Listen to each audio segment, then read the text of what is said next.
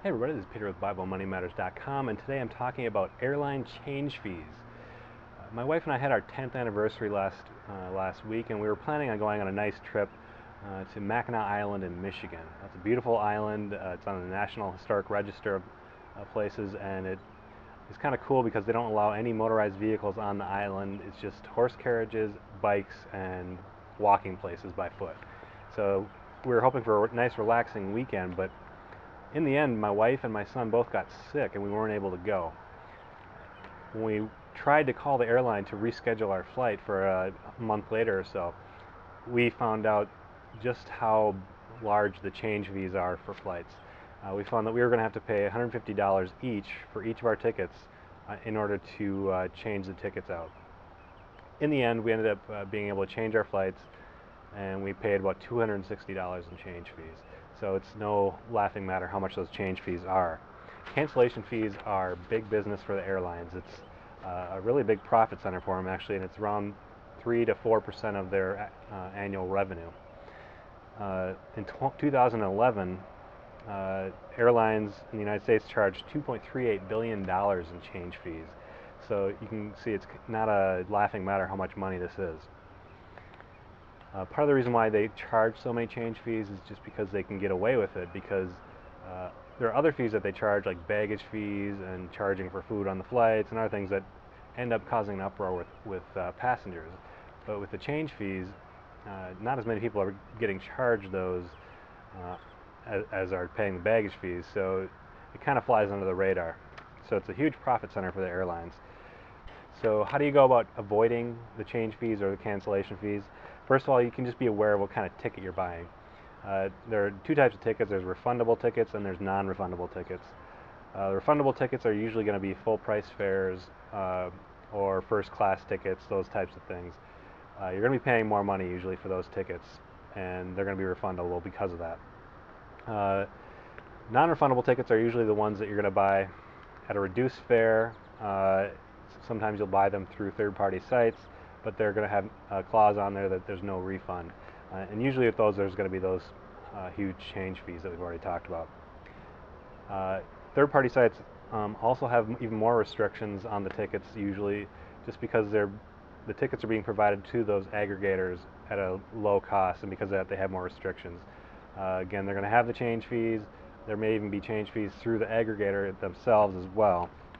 So be aware of that, and a lot of times it actually pays to search around first and then actually go to the website of the airline to buy directly through them. Another thing to remember is cancel as soon as you can to avoid change fees. If you buy a ticket, if you can cancel a ticket if there's a change of plans within 24 hours, you're going to be able to get a full refund usually.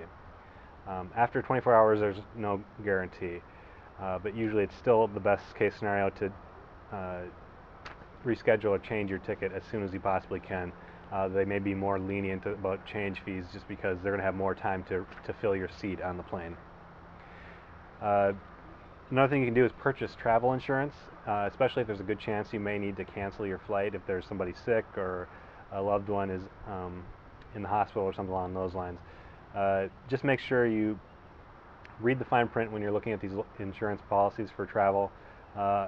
Often they're going to cost anywhere from 4 to 10% of the ticket price, and you may need a rider on that insurance policy to be able to cancel for any reason, which may cost even more. So also be aware they don't always cover the full cost of the trip. Sometimes it'll be only 75% of the cost.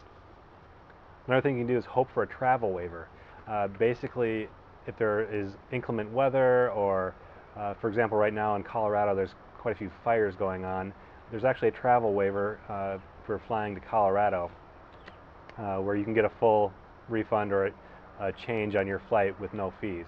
So keep an eye out if you do have to change your flight, and worst case scenario, you can wait till the last minute and see if there's any inclement weather or any problems like the fires in Colorado. And there are a few instances where you can get a full refund with no change fees.